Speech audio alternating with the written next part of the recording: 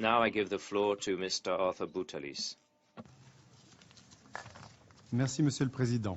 Thank you, President. Mr. President, Excellencies, members of the Security Council, Mr. Deputy Secretary General, ladies and gentlemen. Let me first thank you on behalf of the International Peace Institute for this opportunity to present the results of some of the research and convening work our think tank has done over the past year on challenges facing peace operations operating in countries confronting asymmetrical threats, including terrorist attacks.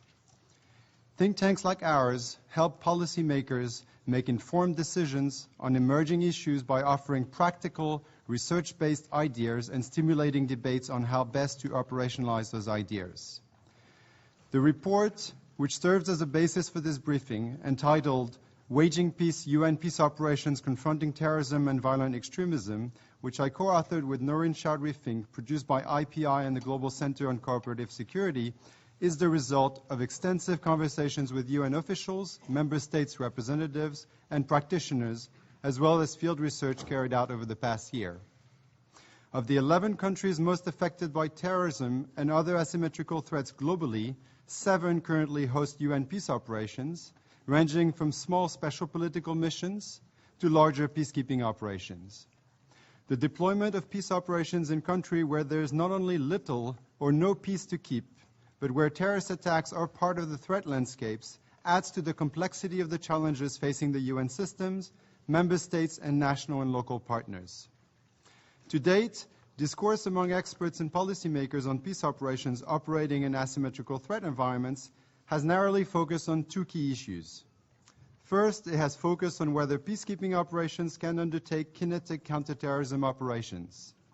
On this, the 2015 High-Level Independent Panel on Peace Operations and follow-on report of the Secretary General concluded that UN peace operations are not the appropriate tool for military counterterrorism operations. Second, it has also focused on the range of capabilities and the posture required to protect civilians in complex security environments and to improve the safety and security of UN personnel on the ground. Establishing missions in such environments has both a human and a financial cost that we must bear in mind. While it is indeed essential for the UN to adapt its mission presence and activities when operating in such environments, the practical question before us is how to adapt while upholding the spirit and the letter of the doctrinal principles that have thus far governed UN peacekeeping. Clearly, retreating behind secure compounds or bunkerization is not the solution to this dilemma. There has, however, been comparatively little exploration of the broader political and practical challenges, opportunities and risks facing UN peace operations in these complex environments. This has created a gap between the policy debate here in New York and the realities confronting UN staff on the ground. Mr. President, the 3 major UN peace and security reviews in 2015 all highlighted the need for UN peace operations to adapt to the changing nature of conflicts. They also emphasized the primacy of political solutions for preventing, ending conflicts, and sustaining peace. This emphasis on prevention was echoed in the Secretary General's Plan of Action to Prevent Violent Extremism and during the review of the UN Global Counterterrorism Strategy. Both underscored the limitation of solely securitized approaches that focused on symptoms rather than causes and advocated for greater investment in preventive, multi-stakeholder strategies. This is the added value of the United Nations. The report, therefore, seeks to expand the scope of the discussions beyond whether peace operations can adapt to asymmetrical threat environments to how they can better implement their mandate and support national governments and host and local communities in the face of terrorism and violent extremism. This raises a number of key questions related to whether, where, when, and how preventive approaches could and should be integrated into the mandates of peace operations and how to capacitate UN field missions in consequence. Can this be done in a context of limited resources and expertise without impairing their impartiality or complicating relations with host countries? Can this be done while ensuring the safety and security of staff? And critically, how should the issue of fragmented policy development at UN headquarters and the resulting lack of guidance, clear guidance, and resources for field missions be addressed? Mr. President, allow me to highlight a few key recommendations the report puts forward for how peace operations could adopt more cohesive and strategic approaches to addressing the threat of terrorism and violent extremism, which shape a number of asymmetrical threat environments. First, UN peace operations need to develop a more nuanced understanding not only of terrorist groups, but also of the drivers and grievances leading to radicalization and violence, as well as of local capacities for peace and resilience.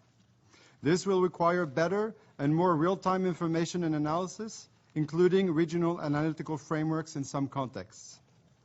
Second, greater coherence and clearer policy guidance on these issues is needed. This requires continued UN system-wide discussions between UN counterterrorism bodies and peace operation teams, of course, but also between member states and across the three pillars of the organization's work. In this regard, mandates and structures should not be an obstacle to either UN system-wide collaboration, nor to adopting more strategic approaches to addressing the drivers of asymmetric threats without securitizing those mandates.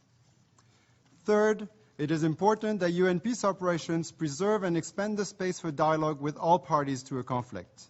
Security Council sanctions do not legally bar UN actors from talking to listed armed groups and their leaders, and there should not be an a priori branding of who is a legitimate or illegitimate interlocutor without a balanced analysis of who they are and whether dialogues or alternative strategies may bear fruit.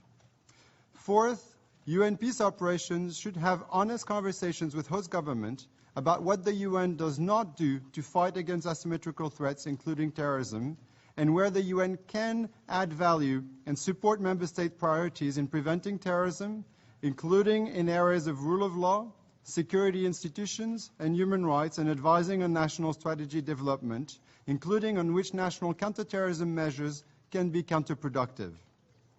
Peace operations should also encourage host nations to address the conditions conducive to the spread of violent extremism, including by promoting better governance and state-citizen relations. Fifth, and finally, while more empirical evidence is needed to fully understand the impact and potential of preventive initiatives, peace operations could already start mainstreaming some of these initiatives as part of context-specific integrated mission strategies for preventing and sustaining peace. While doing so, it should adopt a do-no-harm approach and exercise caution in the use of labels.